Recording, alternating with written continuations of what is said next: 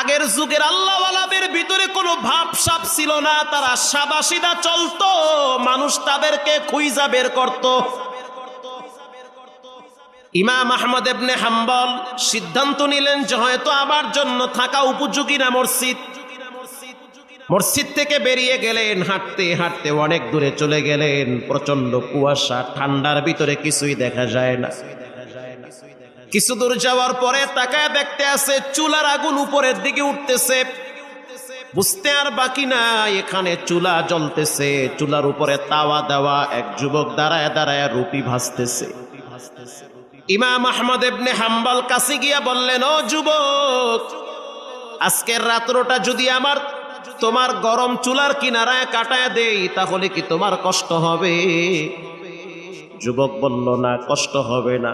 আপনি একজন মুসলমান, আমার চুলার কিনারায় যদি আপনি একটু ঘুমান